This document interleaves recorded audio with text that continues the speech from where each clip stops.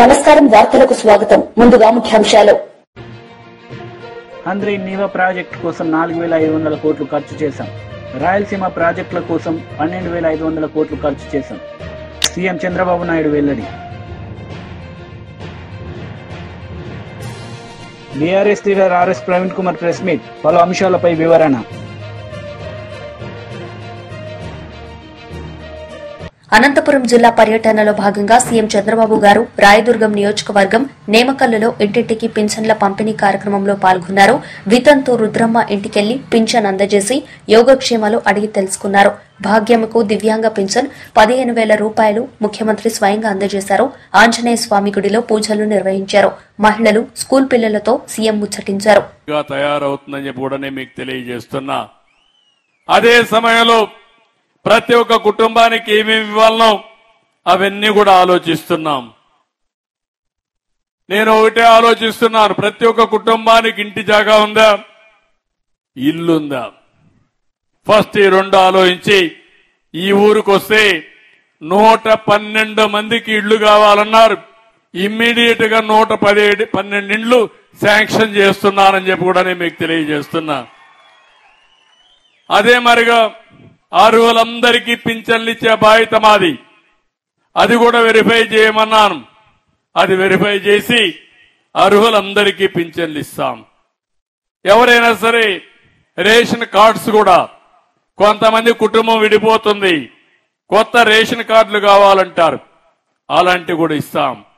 ఇంకో పక్క ఇంటింటికి మంచినీళ్ళు ఇచ్చే బాధ్యత, ట్యాప్ నీళ్లు ఇచ్చే బాధ్యత తీసుకుంటాం.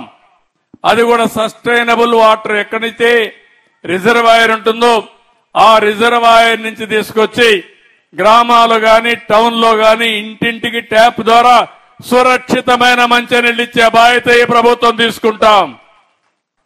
ఇంకో పక్క ఇంటింటికి కరెంట్ ఇవ్వడం, టాయిలెట్లు పెట్టడం, ఇలాంటివన్నీ పెట్టి ఇంకొక విషయం కూడా మిమ్మల్ని అందరినీ కోరుతున్నాం. ఒకప్పుడు కరెంటు కావాలంటే ఎక్కడి నుంచో వచ్చేది. ఇప్పుడు సూర్య గారి కింద మీ ఇంట్లోనే కరెంటు తయారు చేసుకునే పరిస్థితి వచ్చింది. ఇక్కడ రూఫ్ ఉంది, అక్కడ మనం అంతా కూడా సోలార్ ప్యానెల్ పెట్టుకోవచ్చు. అక్కడ పెట్టుకుంటే కిందన లైట్లు, ఏసీలు వేసుకునే పరిస్థితి వస్తుంది. ఎక్కువగా ఉత్పత్తి అయితే గ్రిడ్కి ఇచ్చే పరిస్థితి వస్తుంది. మీకు అవసరమైతే తిరిగి మళ్లీ ఇస్తాం. అందుకే ఎస్సీలకు, ఎస్టీలకు అందరికీ చెప్తున్నా, 200 యూనిట్ల వరకు కరెంటు ఉచితంగా ఇస్తున్నాం. కాబట్టి ఒక్క పైసా ఖర్చు లేకుండా మీకు ఉచితంగా సోలార్ ప్యానెల్స్ ఇచ్చి పెట్టించే బాధ్యత మాదని మీ అందరికీ హామీ ఇస్తున్నా. ఈ ఊరికి వచ్చినప్పుడు నేను ఒక ప్రోగ్రాం ఇస్తున్నాను కలెక్టర్కి. దగ్గర 759 కుటుంబాలకి సోలార్ ప్యానెల్స్ పెట్టుకునే అవకాశం ఉంది. అంటే దగ్గర రూఫ్ పైన, అంటే మిద్ది పైన, ఇంటి పైన 1,49,721 స్క్వేర్ ఫీట్ ఉంది. దీంట్లో 1,379 కిలోవాట్ల కరెంటు ఉత్పత్తి చేసే అవకాశం ఉంది. గవర్నమెంట్ బిల్డింగ్స్ ఒక 4 ఉన్నాయి. దాంట్లో ఒక 32 కిలోవాట్లు తయారు చేయొచ్చు. మీరందరూ ఒప్పుకుంటే భవిష్యత్తులో కరెంటు బిల్లు లేకుండా మీ కరెంటు మీరే ఉత్పత్తి చేసుకునే విధంగా నేమకల్లో చేసే బాధ్యత మాదని మీ అందరికీ హామీ ఇస్తున్నా. దీనికి సబ్సిడీ ఇస్తాం. డబ్బులుండే వాళ్ళు కొంతమంది అప్పు తెచ్చుకోండి, లేకుంటే ఒక ఏదైతే రెస్కో కింద ఒక ఆర్గనైజేషన్ బిల్డప్ చేస్తాం. కలెక్టర్కి ఆదేశాలు ఇస్తున్నా, రేపటి నుంచి ఆ పని ప్రారంభిస్తారు. ఇంటింటికి మీరు ఎవరైతే ఇంట్రెస్ట్ ఉంటుందో వాళ్ళందరూ ముందుకు రండి. భవిష్యత్తులో మీ ఏసీలు పెట్టుకోవడమే కాకుండా కడాన మీ స్కూటర్ గాని, కారు గాని, ఆటో ఉంటే అది కూడా మీరు ఇంట్లో ఛార్జ్ చేసుకుని పైసా ఖర్చు లేకుండా తిరిగే పరిస్థితి వస్తుంది. అది చేసే బాధ్యత మేము తీసుకుంటామని చెప్పి కూడా నేను మీకు తెలియజేస్తున్నా. ఇది కాకుండా మీ ఊర్లో మీరు చూస్తే సప్లై, వాటర్ సప్లై కానీ డ్రైనేజ్ కూడా నేను చూశాను. 2.7 కిలోమీటర్ డ్రైనేజ్ వర్క్లన్నీ తీసుకున్నారు. దీనికి 1 కోటి రూపాయలు అవుతుందని చెప్పి అన్నారు. అది కూడా శాంక్షన్ చేస్తాం. ఇక్కడ నేను వచ్చిన దానికి గుర్తుండాలి. ఊరంతా సిమెంట్ రోడ్లు ఉండాలి, ఊరంతా మురికి కాలువలు ఉండాలి, ఎక్కడ కూడా అపరిశుభ్రమైన పరిస్థితి లేకుండా ఇక్కడ కలెక్ట్ చేసిన చెత్త కాంపోస్ట్ గా తయారు చేయాలి. నేను మళ్ళా సూపర్వైజింగ్ వస్తా, సర్ప్రైజ్ ఇన్స్పెక్షన్ కి వస్తా, ఆకస్మిక తనిఖీకి వస్తా. కలెక్టర్ కి చెప్తున్నా, మీ సచివాలయాన్ని యాక్టివేట్ చేసి ఈ గ్రామాన్ని ఒక పరిశుభ్రమైన గ్రామంగా, క్లీన్ విలేజ్ గా తయారు చేసే బాధ్యత కలెక్టర్కి అప్పచెప్తున్నా. అదే మరి స్కూల్స్ అన్ని చూశాను, దానికి కూడా కావాల్సినవి ఏమన్నా ఉంటే అవన్నీ ఇప్పిస్తాం. అంగన్వాడీలు 2 ఉన్నాయి, గ్రామ పంచాయతీ సచివాలయం ఉంది, హెల్త్ సబ్ సెంటర్ ఉంది, ఇంకో పక్కన మినీ గోకులంస్ ఎన్ని కావాలన్నా అవి కూడా ఇస్తాం. ఫీడర్ ఛానల్స్ లో డీసిల్టింగ్ చేయాలన్నారు, అవన్నీ కూడా చేయిస్తామని చెప్పి కూడా నేను మీకు తెలియజేస్తున్నా. ఇది కాకుండా ఈరోజు రాయదుర్గం మున్సిపాలిటీ కూడా కొన్ని విషయాలు చెప్పారు, అవి కూడా నేను మాట్లాడతాను. ఈరోజు రాయలసీమలో మీరు ఒకటే హామీ ఇస్తున్నాను. ఈరోజు నేను చేసిన పనులన్నీ మీరు చూస్తే ఇవన్నీ కూడా పూర్తి చేసి భవిష్యత్తులో ఏ విధంగా అభివృద్ధి చేయాలనో అన్ని విధాలు అభివృద్ధి చేస్తాం. ఇక్కడికి వచ్చినప్పుడు ఇప్పుడే కాలువ శ్రీనివాసులు గారు చెప్పారు, అర్ధాంతంగా ఆగిపోయింది జీడిపల్లి భైరవాని తెప్ప ప్రాజెక్టు. ఆ ప్రాజెక్టు వస్తే ఈ ప్రాంతంలో చాలా వెసులుబాటు వస్తుంది. ఆ రోజే నేను 790 కోట్ల రూపాయలతోనూ బీఆర్ఎస్ నేత ఆర్ఎస్ ప్రవీణ్ కుమార్ మీడియా సమావేశం నిర్వహించారు. ఈ సందర్భంగా ఆయన మాట్లాడుతూ, రోజు బీర్లు, బిర్యానీలు, రేవ్ పార్టీల గురించి వీడియోలు చేసే కొండా సురేఖకి ఆకలితో అల్మటిస్తూ విషాహారం తిని ఆసుపత్రుల పాలవుతున్న పేద గురుకుల విద్యార్థుల బాధలు అర్థమవుతాయని ప్రశ్నించారు. మీరు మాట్లాడుతున్న ఈ గురుకుల పాఠశాల, నేను రోజు కుట్ర చేసి గురుకుల పాఠశాలలో విషాహారం నేను తినిపిస్తున్నా అంటున్నారు. మీరు ఒక అమ్మగా ఎప్పుడైనా ఆలోచించినారా? అసలు మీరు మాతృమూర్తి అయితే ఈ మాట మాట్లాడగలరా మీరు? సురేఖ గారు, మీకు కూడా ఒక బిడ్డ ఉన్నది. ఒక తల్లి, ఒక తండ్రి తన సొంత బిడ్డలను విషం పెట్టి చంపుతాడానండి? మీరు ఎట్లా మాట్లాడుతున్నారు? నేను నా బిడ్డలను, నా సొంత బిడ్డలను వదిలేసి ఈ 2 లక్షల మంది బిడ్డలు నా బిడ్డలు అనుకొని నేను నా పిల్లలను వదిలేసి ఈ పిల్లలందరి చుట్టూ తిరిగిన నేను ప్రతిరోజు కూడా ఆరాటపడ్డా. నేను 9 సంవత్సరాలు ఆరాటపడ్డా. అందుకొరకే ఇలా అద్భుతమైన ఫలితాలు వచ్చినాయి. ఎలాంటి వసతి లేని బిడ్డలకు ఆ రోజు కేసీఆర్ గారితో మాట్లాడి వారిని ఒప్పించి 300 ఉన్న గురుకుల పాఠశాలను 1000 గురుకుల పాఠశాలలాగా చేసి ఎంతో మంది అమ్మాయిలు చిన్నతనంలోనే పెళ్లిళ్ళు అవుతుంటే వాళ్ళందరూ కూడా పెళ్లిళ్ళు తర్వాతైనా చేసుకోవచ్చు, వాళ్ళు ప్రయోజకులు కావాలని చెప్పేసి వేల మంది జీవితాలు కాపాడు. ఆనాడు కేసీఆర్ గారి దార్శనికత వల్ల దాదాపుగా 75 డిగ్రీ కళాశాలలు తీసుకొచ్చినాం. మీరు ఎప్పుడైనా ఆలోచించినా మీ కాంగ్రెస్ ప్రభుత్వంలో? సురేఖ గారు ఎప్పుడైనా ఆలోచించిందా వీటి గురించి? ఇలా మీరు నా మీద మరి మాట్లాడుతూ ఉన్నారు. అసలు మీ గురించి తెలంగాణ ప్రజలకందరికీ తెలుసు, మరి ముఖ్యంగా వరంగల్ ప్రజల్లో మీ కుటుంబం చేసిన అఘాయిత్యాల వల్ల ఎంతో మంది జీవితాలు నాశనమయ్యారు. మరి ముఖ్యంగా విద్యార్థుల జీవితాలు, హాస్టళ్లల్లా, యూనివర్సిటీ హాస్టళ్లల్లా ఇంకెంతో మంది మహిళలు, వాళ్ళందరి జీవితాలు కూడా మీ కుటుంబం చేసిన అఘాయిత్యం వల్ల నాశనమైన. ఇవాళ మరి వరంగల్లో ఉండే గెస్ట్ హౌస్లు, వరంగల్లో ఉండే ప్రభుత్వ గెస్ట్ హౌస్లు, అదే విధంగా మీ ఫామ్ హౌస్ల గోడలు ఈ అఘాయిత్యాలకు సాక్ష్యం. అందువల్లనే ఆ రోజు 2002లో ఇప్పుడున్న జమ్మూ అండ్ కాశ్మీర్ డీజీపీ నలిన్ ప్రభాత్ గారు మీ కుటుంబానికి వరంగల్లో హన్మకొండ చౌరస్తా దగ్గర బహిరంగంగా కౌన్సిలింగ్ ఇచ్చిండు. దానికి సాక్షి ఈరోజు మీ వర్ధన్నపేట ఎమ్మెల్యే, ఒకప్పుడు సీఐగా ఉన్న కేఆర్ నాగరాజు. ఆయన అడగండి, ఇలా ఆయన ఫోన్ చేసి అడగండి వర్ధన్నపేట. మీరు మా గురించి మాట్లాడతారు, మీరు నా గురించి, కేటీఆర్ గురించి మాట్లాడే అర్హత మీకున్నదా అసలు? సురేఖ గారు, మీరు రోజు బీర్లు, బిర్యానీలు, రేవ్ పార్టీల గురించి వీడియోలు చేసే మీరు మా ఆకలితో అలమటిస్తున్నా, ప్రతిరోజు కూడా విషాహారం తిని తల్లడిల్లుతున్నా, విషాహారం తిని హాస్పిటల్ పాలైతే వైద్యం దొరకని దీనమైన స్థితిలో ఆర్తనాదాలు చేస్తున్న పిల్లలు బాధలు మీకు అర్థమవుతాయా సురేఖ గారు? ఒక మాతృమూర్తిగా మీరు మాట్లాడాల్సిన మాటలేనా ఇవి? ఎట్లా మాట్లాడతారు మీరు అసలు? మేము ఎందుకోసం మా కేటీఆర్ గారు చాలా క్లియర్ గా చెప్పినారు, ఈ గురుకుల బాట అనేది మేము ప్రభుత్వం మీద విమర్శల కోసం కాదు, మా పిల్లల ప్రాణాలు రక్షించుకోవడం కోసం. ఇలా రేవంత్ రెడ్డికి శ్రద్ధ లేదు, మంత్రులకు శ్రద్ధ లేదు, విద్యాశాఖ మంత్రి లేడు, సంక్షేమ శాఖ మంత్రి లేడు, అధికారులు ఇష్టారాజ్యంగా వ్యవహరిస్తున్నారు. అందుకొరకే మేము ఇలా గురుకుల బాట పెట్టినాం. మీరేం మాట్లాడుతున్నారు? మేము వృధా చేసినాం ఆ 99 కోట్లు. తీసుకురండి రికార్డులు, ఏం తీసుకొస్తారో. కేంద్ర మంత్రి కిషన్ రెడ్డి మీడియా సమావేశం నిర్వహించారు. ఈ సందర్భంగా ఆయన మాట్లాడారు. ప్రాంతాల్లో ప్రజల ముందు పెట్టాల్సినటువంటి అవసరం ఉంది. కాబట్టి ఈ రాష్ట్రంలో మనం చూస్తా ఉన్నాం, తెలంగాణ ప్రజలు ఎంతో ఆరాటపడి పోరాటాలు చేసి తెచ్చినటువంటి తెలంగాణ, ఈ రాష్ట్రాన్ని పరిపాలించినటువంటి కేసీఆర్ గారు పూర్తిగా అది కుటుంబమయం చేయడం జరిగింది. మరి కేసీఆర్ పోవాలని, కుటుంబ పాలన పోవాలని, కేసీఆర్ అవినీతి పోవాలని మరి ప్రజలు ఆ రోజు సంవత్సరం క్రితం జరిగినటువంటి ఎన్నికల్లో కాంగ్రెస్ పార్టీకి ఓటేస్తే కాంగ్రెస్ పార్టీ కూడా ఏ మాత్రం మరి తేడా లేకుండా టీఆర్ఎస్ ఏ రకంగా పరిపాలన చేసిందో కాంగ్రెస్ పార్టీ కూడా అదే పరిపాలన చేస్తాం.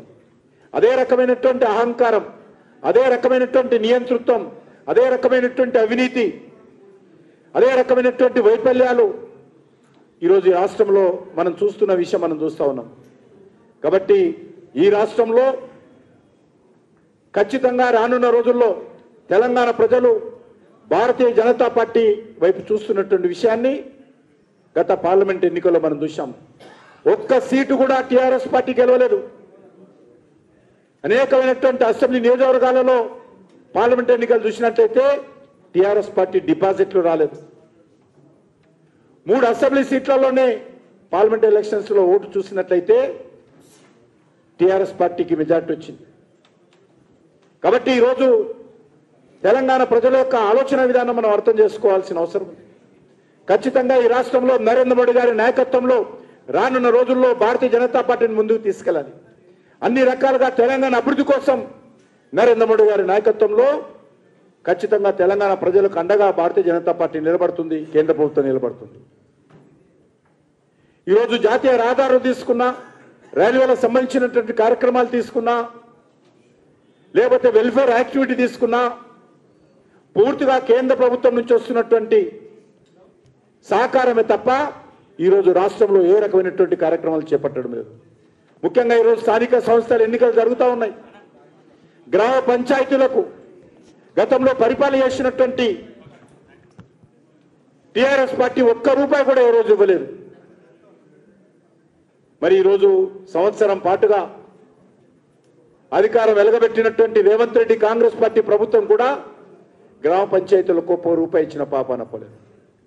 కేంద్ర ప్రభుత్వం నేరుగా 15th ప్లానింగ్ కమిషన్ ప్రకారం ఫైనాన్స్ కమిషన్ నివేదిక ఆధారంగా గ్రామ పంచాయతీ నిధులు ఇస్తున్నారే తప్ప కేంద్ర ప్రభుత్వం ఇచ్చేటువంటి మనరేగా ఆధ్వర్యంలో గ్రామాల్లో ఇంటర్నల్ లోడ్స్ కానీ ఇతరత్ర అభివృద్ధి కార్యక్రమాలు జరుగుతున్నాయి తప్ప రాష్ట్ర ప్రభుత్వం ₹1 కూడా ఇవ్వలేదు.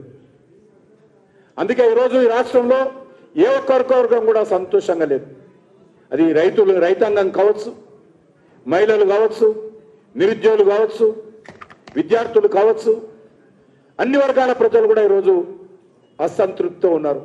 దీన్ని దృష్టిలో పెట్టుకొని మనము రానున్న రోజుల్లో మరి ప్రజలను సంఘటితం చేసి ఒక ఉద్యమ బాట పట్టాల్సినటువంటి అవసరం ఉంది. ఆ దిశలోనే పార్టీని రూపకల్పన చేయాలి. ఈరోజు మనము సంఘటన పార్టీ సంస్థాగత వివరాలు చూస్తా ఉన్నాం. పోలింగ్ బూత్ స్థాయి నుంచి జాతీయ స్థాయి వరకు కూడా కొత్త కమిటీలు రాబోతా ఉన్నాయి. కొత్త రక్తం పార్టీలో చేరబోతా ఉంది. కొత్త నాయకత్వం ఈరోజు గ్రామ స్థాయి నుంచి జాతీయ స్థాయి వరకు కూడా భారతీయ జనతా పార్టీలో రానున్నారు. మన పార్టీ ప్రజాసంబద్ధంగా పనిచేసేటువంటి పార్టీ. కాంగ్రెస్ పార్టీగా లాగానో లేకపోతే బీఆర్ఎస్ పార్టీగా లాగానో కుటుంబం ఆధారంగా నడిచేటువంటి పార్టీ కాదు. ప్రజాస్వామ్యబద్ధంగా పనిచేసేటువంటి పార్టీ. ప్రతి 3-4 సంవత్సరాలకు సభ్యత్వ సేకరణ చేయడము, పార్టీ యొక్క సంస్థాగతంగా మరి కమిటీలు నియామకం చేసుకోవడం అనేటువంటిది ఒక్క భారతీయ జనతా పార్టీలో జరుగుతుంది తప్ప ఏ పార్టీలో జరగదు. ఈరోజు ఆ దిశలోనే ఈరోజు మనము తెలంగాణలో పూర్తి స్థాయిలో గ్రామ స్థాయి నుంచి రాష్ట్ర స్థాయి వరకు మరి కొత్త కమిటీలు ఏర్పాటు చేసుకోబోతున్నాం. రానున్నటువంటి రాజకీయ పరిస్థితి దృష్టిలో పెట్టుకొని, తెలంగాణ భవిష్యత్తును దృష్టిలో పెట్టుకొని మంచి నాయకత్వము పోలింగ్ బూత్ స్థాయి నుంచి, మండల స్థాయి నుంచి, అసెంబ్లీ స్థాయి నుంచి, జిల్లా స్థాయి నుంచి, రాష్ట్ర స్థాయి వరకు కూడా మంచి నాయకత్వం వచ్చే విధంగా మనమందరం ప్రయత్నం చేయాల్సిన అవసరం. ఈ రాష్ట్రంలో ప్రజల కోసం పోరాటం చేసేటువంటి నాయకత్వం రావాలి. ఆ దిశలోనే మనం గ్రామ స్థాయి నుంచి కూడా ఆ రకంగా. మాజీ మంత్రి అంబటి రాంబాబు మీడియా సమావేశం నిర్వహించారు. ఈ సందర్భంగా కూటమి నేతలపై మండిపడ్డారు. LM tax, local MLA tax, వ్యాపారం చేయి, లోకల్ ఎమ్మెల్యేకి ట్యాక్స్ కట్టాల్సిందే. ఎల్ఎం ట్యాక్స్ లేకోకుండా ఏ నియోజకవర్గంలో అయినా ఏ వ్యాపారస్తుడైనా వ్యాపారం చేస్తున్నాడా? ఇది నారా చంద్రబాబు నాయుడు గారికి తెలియదా? నారా చంద్రబాబు నాయుడు గారు ప్రోత్సహించడం లేదా? లోకేష్ గారు ప్రోత్సహించడం లేదా? మొత్తం ప్రభుత్వ పరిపాలన అంతా గాలిగోలేశారు. వైఎస్ఆర్ కాంగ్రెస్ పార్టీ మీద పడ్డారు. YSR Congress party social media మీద పడ్డారు. అరెస్టులు చేస్తున్నారు. అవినీతి అక్రమాలకు మాత్రం అంతు లేకోకుండా పరిపాలన చేసేటటువంటి దౌర్భాగ్యమైన పరిస్థితికి ఇవాళ ఈ రాష్ట్ర ప్రభుత్వం దిగజారిపోయి అనేకమైనటువంటి మాటలు మాట్లాడుతున్నారు. అదే కాదు, ఈ ఆదినారాయణ రెడ్డి గారు వాళ్ళ నియోజకవర్గంలో ఆదానికి సంబంధించినటువంటి ఒక ప్రాజెక్టుని కట్టేదానికి రిత్విక్ కన్స్ట్రక్షన్స్ అంటే సీఎం రమేష్ కన్స్ట్రక్షన్స్ వాళ్ళది ఒక కాంట్రాక్ట్ తీసుకున్నారు.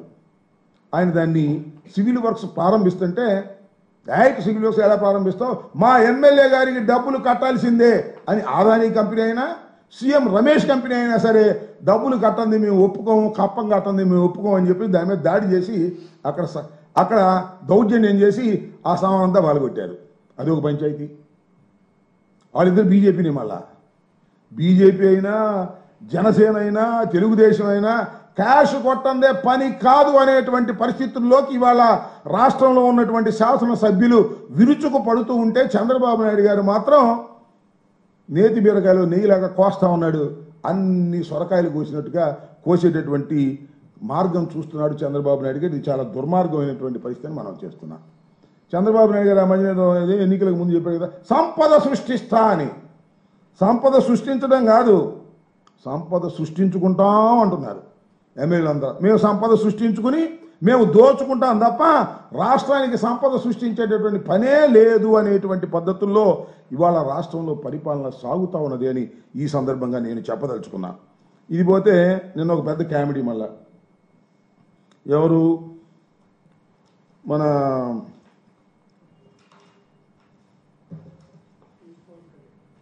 పవన్ కళ్యాణ్ గారు. ఎంత దుర్మార్గం అంటే పవన్ కళ్యాణ్ గారు నిన్న కాకినాడ వెళ్ళాడు. ఎందుకు వెళ్ళారు స్వామి అంటే అంతకుముందే కలెక్టర్ గారు అక్కడ జరుగుతున్నటువంటి ఈ పీడిఎస్ రైస్ బియ్యాన్ని ఒక షిప్లో వెళుతుంటే దాన్ని పట్టుకున్నారని వార్త వచ్చింది. కలెక్టర్ గారే సాక్షాత్తు వెళ్ళాడు, దాన్ని పరిశీలన చేశాడు, సీజ్ చేశాడు, వచ్చాడు. మళ్ళా పవన్ కళ్యాణ్ గారు వెళ్ళాడు, రాష్ట్ర ఉప ముఖ్యమంత్రి గారు. ఎవరితో వెళ్ళారు? మరొక సిద్ధాంతకర్త ఉన్నాడు ఆయన పార్టీలో, ఆయన మనోహర్ గారు. వీళ్ళిద్దరూ కలిసి వెళ్ళారు. వెళ్ళారు వాళ్ళ ప్రభుత్వం వెళ్ళారు. వెళ్ళి ఏం చేశారని అడుగుతా ఉన్నా నేను. వెళ్ళిన తర్వాత అక్కడ కొన్ని మాటలు వింటే చాలా ఆశ్చర్యాన్ని కలిగించే విధంగా ఉన్నాయి. పవన్ కళ్యాణ్ గారు అక్కడికి వెళ్ళి అవన్నీ తనిఖీ చేశారంట. ఆ తర్వాత ఆయన ప్రెస్ మీట్ మాట్లాడారు. ఏం మాట్లాడారంటే, నేను కాకినాడ పోర్ట్లోకి వస్తుంటే 2 మాసాల నుంచి రావడానికి వీల్లేదని అడ్డం పడ్డారు ఒక మాట. నేను వస్తే అధికారులు సహకరించలేదు, ఎస్పీ నా దగ్గరికి రాలేదు, పౌర సరఫరాల శాఖకు సంబంధించినటువంటి అధికారులు కూడా సహకరించలేదు. నేను సముద్రంలోకి వెళ్ళి ఆ పోర్ట్లో ఉన్నటువంటి ఒక ఓడలో జరిగేటటువంటి కార్యక్రమం చూడాలని బయలుదేరితే మీరు వెళ్ళొద్దు sir. BRS leader Balka Suman media సమావేశం నిర్వహించారు. ఉద్దేశపూర్వకంగానే తెలంగాణలో విద్యా వ్యవస్థను పూర్తిగా విధ్వంసం చేస్తుంది రేవంత్ సర్కార్ అని విమర్శించారు. తెలంగాణలో విద్యా వ్యవస్థను పూర్తిగా విధ్వంసం చేస్తూ ఉంది. ఇది ఏదో అనుకోకుండా జరుగుతున్న సంఘటన కాదు, కావాలని ఉద్దేశపూర్వకంగా చేస్తున్నటువంటి కుట్ర. ఎందుకంటే మీరు గమనించినట్టయితే వాళ్ళ తెలంగాణకు ముఖ్యమంత్రిగా ఉన్నటువంటి వ్యక్తి ఒక నయా దేశ్ముఖ్ రేవంత్ రెడ్డి. ఆయన ఏం ఆలోచన చేస్తూ ఉన్నాడు, ఇక్కడ ప్రభుత్వ స్కూళ్ళల్లో కానీ అదేవిధంగా ఎస్సీ ఎస్టీ బీసీ మైనారిటీ గురుకులాల్లో కానీ కేజీబీవీ స్కూళ్ళలో కానీ మోడల్ స్కూళ్ళలో కానీ చదువుతున్నదంత ఎవరు? ఏ వర్గాలకు సంబంధించిన పిల్లలు? ఎస్సీ, ఎస్టీ, బీసీ, మైనారిటీ వర్గాలకు సంబంధించిన పిల్లలే 95% పైగా ఉన్నారు. కాబట్టి నయా దేశ్ముఖ్ అయినటువంటి రేవంత్ రెడ్డి తన రక్తంలో అణువణువున ఆధిపత్య భావజాలాన్ని నింపుకున్నటువంటి రేవంత్ రెడ్డి ఈ వర్గాలకు చదువు దక్కకుండా, ఈ వర్గాలకు అభ్యున్నతి దొరకకుండా, ఈ వర్గాలు గొప్పగా ముందుకు సాగకుండా ఉద్దేశపూర్వకమైనటువంటి కుట్ర ఇవాళ తెలంగాణలో చేస్తున్నాడు. దాంట్లో భాగంగానే విద్యాశాఖను తన దగ్గర పెట్టుకున్నాడు, సంక్షేమ శాఖను తన దగ్గర పెట్టుకొని వరుసగా ఈ 11 నెలల కాలంలో తెలంగాణ రాష్ట్రంలోని స్కూళ్లను అదేవిధంగా హాస్టళ్లను మొత్తం విధ్వంసం చేస్తూ ఉన్నాడు. ఈ మాట మేము ఏదో ఊరికే మాట్లాడాలని మాట్లాడుతున్నాం, మేము ఆధారాలతో సహా మాట్లాడుతున్నాం. ఇప్పటి వరకు 886 మంది స్టూడెంట్స్ తెలంగాణ వ్యాప్తంగా వివిధ విద్యా సంస్థల్లో ఫుడ్ పాయిజన్కు గురైనారు. దాదాపు 48 మంది విద్యార్థులు తెలంగాణలో ఇప్పటి వరకు 11 నెలల కాలంలో చనిపోవడం జరిగింది. దాంట్లో 23 మంది పిల్లలు ఆత్మహత్యలు చేసుకున్నారు. ఇంతకన్నా దుర్మార్గమైనటువంటి సంఘటనలు అసలు ఇప్పుడు దేశంలో ఎక్కడైనా జరుగుతున్నాయో ఆశ్చర్యం అనిపిస్తా ఉంది. ఏం చేస్తా ఉన్నారు వీళ్ళు? మాజీ మంత్రి కాకాని గోవర్ధన్ మీడియా సమావేశం నిర్వహించారు. ఈ సందర్భంగా పలు అంశాలపై ఆయన మాట్లాడారు. బాధ, దానితో పాటు మోసపోయిన దానికన్నా సంపద సృష్టిస్తాను, మీకు పంచి పెడతానని చెప్పినటువంటి చంద్రబాబు ప్రజల సంపద ఆవిరైపోయేటువంటి విధంగా ఆయన పాపం ఈరోజు ఇస్తానన్నది ఈకపోగా అదనపు భారం వేసి వాళ్ళని అనేక రకాలుగా ఇబ్బందులు పాలు చేసి ప్రజల సంపద ఆవిరైపోతుంది. చంద్రబాబు నాయుడు సృష్టించినటువంటి సంపద, చంద్రబాబు తనకు తానుగా సంపద సృష్టిస్తున్నాడు తప్ప ప్రజలకు సంబంధించి ఎక్కడా కూడా సృష్టించేది లేదు, పంచేటువంటి విధానం ఎక్కడ లేదు. కాబట్టి ఈరోజు ఏమయ్యాయి? కుటుంబాల ఆదాయం పడిపోయింది, ఇస్తానన్నటువంటి సంక్షేమ కార్యక్రమాలు రావడం లేదు. దానితో పాటు అదనంగా పాపం విద్యుత్ ఛార్జీల దగ్గర నుంచి ప్రతి ఒక్కటి రేట్లు పెరిగాయి. దానివల్ల ఆ కుటుంబాలు ఇబ్బడి ముబ్బడిగా అప్పులు చేయాల్సినటువంటి పరిస్థితులు ఏర్పడ్డాయి. దాని పర్యవసానం ఏమైంది? మరలా వడ్డీలు, కాల్ మనీ గ్యాంగులు, ఇప్పుడు ఓళ్లలో పట్టణాల్లో ఎక్కడ పడితే అక్కడ వడ్డీ వ్యాపారులు, వీళ్ళు ఎక్కడెక్కడ స్వైర విహారం చేసేటువంటి పరిస్థితులు ఏర్పడ్డాయి. అంటే పాపం వాళ్ళు అన్ని విధాల అప్పుల ఊపులోకి, అదేవిధంగా ఈ అప్పులు ఇచ్చినటువంటి కాల్ మనీకి సంబంధించినటువంటి గ్యాంగుల్లోకి వీళ్ళందరిలో పడి రకరకాలైనటువంటి ఇబ్బందులు పడి ప్రజలు బలైపోయేటువంటి పరిస్థితి ఏర్పడింది. అస్తవ్యస్తమైపోయింది వాళ్ళ జీవితాలకు సంబంధించి. కాబట్టి చంద్రబాబు నాయుడు చెప్పినటువంటి మాటలు వేరు, ఈరోజు చేస్తున్నటువంటి చేతలు వేరు. కాబట్టి చంద్రబాబు నాయుడు బహుశా పాపం అందరికీ గుర్తుండి ఉంటుంది రాష్ట్ర ప్రజలకి. అక్కడ కడపలో ఒక సమావేశంలో బహిరంగ సభలో చాలా దగ్గర చెప్పారు, మీరే సొంతంగా ఎనర్జీ, సోలార్ ఎనర్జీని మీరే ఉత్పత్తి చేయండి, నేను మీకు గ్రిడ్కు అనుసంధానం చేసేటువంటి ఏర్పాటు చేస్తా, దానివల్ల మిగిలినటువంటి విద్యుత్ మీకు ఆదాయం వచ్చి సంపద సృష్టిస్తారని చెప్తే పాపం జనాలు నిజమేమో, చంద్రబాబు నాయుడు టెక్నాలజీకి ఆద్యుడు కాబట్టి ఈ విధంగా చేస్తాడేమోనని పాపం ఆశపడ్డారు. అన్ని రకాల ఓట్లు వేశారు, గెలిపించారు. ఈరోజు చంద్రబాబు నాయుడు వస్తే ఆ గ్రిడ్ ఎట్టపోయిందో తెలియదు, ఆ కనెక్షన్ ఎట్టపోయిందో తెలియదు, వాళ్ళకి వచ్చే ఆదాయం ఎక్కడ పోయిందో అర్థం కాలేదు. చంద్రబాబు నాయుడు మాత్రం 15,000 కోట్ల పైచులకు ప్రజల దగ్గర నుంచి అదనంగా వడ్డించి ఈరోజు వసూలు చేయడానికి సిద్ధపడ్డాడు. కాబట్టి ఈరోజు చంద్రబాబు నాయుడు చెప్పాడు, పవన్ కళ్యాణ్ గారు చంద్రబాబు నాయుడు గారు ఎక్కడ పోయినా చెప్తున్నారు అప్పులు పాలైపోయామని. నువ్వు ప్రజలకు హామీలు ఇచ్చేటప్పుడు 14 లక్షల కోట్ల అప్పులు ఉన్నాయని చెప్పి పదే పదే ప్రకటించి ఈ హామీలన్నీ ఇచ్చావు. ఆ తర్వాత 14 లక్షల కోట్లు కాస్త నువ్వు అధికారంలోకి వచ్చిన తర్వాత 14 లక్షల కోట్లకు లెక్కలు చూపించలేక దాన్ని 10 లక్షల కోట్లకు తగ్గించావు. తీరా మొన్న అసెంబ్లీ బడ్జెట్ సమావేశంలో చూస్తే అది 6,48,00,000కు తగ్గిపోయింది. అంటే 6,50,00,000 కన్నా లోపల ఉండే అప్పులు అనేటువంటిది ప్రజలకు అర్థమైపోయింది. కాబట్టి నువ్వు ఏదో ఒక విధంగా వైఎస్ఆర్ కాంగ్రెస్ పార్టీ మీద బురద జల్లాలా, దాన్ని అడ్డం పెట్టుకుని ప్రజలను మోసం చేయాలా, ఏదో ఒక విధంగా ప్రజల దగ్గర నుంచి గుంజాలనేటువంటి ఆలోచన తప్ప ప్రజలకు సంబంధించి ఆలోచన చేసేటువంటి పరిస్థితుల్లో లేడు. చంద్రబాబు నాయుడికి స్వార్థ ప్రయోజనాలు తప్ప రాష్ట్ర ప్రయోజనాలు అనేటువంటివి ఏ రోజు పట్టవు. అందుకని అబద్ధపు శ్వేతపత్రాలు ఇవ్వడం, అసత్య ప్రకటనలు చేయడంలో పట్టా పొందినటువంటి పిహెచ్డి పొందినటువంటి చంద్రబాబు నాయుడు గారు మరొకసారి అదే పందాలో పయనిస్తున్నాడు. కాబట్టి ప్రజలకు ఇచ్చినటువంటి హామీలను నిలబెట్టుకోకుండా ప్రజలను మోసం చేయడం మంచిది కాదు అని చెప్పి చంద్రబాబుకి తెలియజేస్తూ ఈరోజు ప్రజల మీద అదనపు భారం మోపడాన్ని వైఎస్ఆర్ కాంగ్రెస్ పార్టీ ఖండిస్తోంది. తప్పనిసరిగా మీరు తీసుకునేటువంటి నిర్ణయం ఉపసంహరించుకోకపోతే ప్రజల పక్షాన నిలబడి వైఎస్ఆర్ కాంగ్రెస్ పార్టీ. వార్తలు ముగించే ముందు ముఖ్యాంశాలు మరోసారి. హంద్రీ నీవా ప్రాజెక్టు కోసం 4,500 కోట్లు ఖర్చు చేశాం. రాయలసీమ ప్రాజెక్టుల కోసం 12,500 కోట్లు ఖర్చు చేశాం. సీఎం చంద్రబాబు నాయుడు వెల్లడి. BRS leader RS Praveen Kumar press meet, పలు అంశాలపై వివరణ.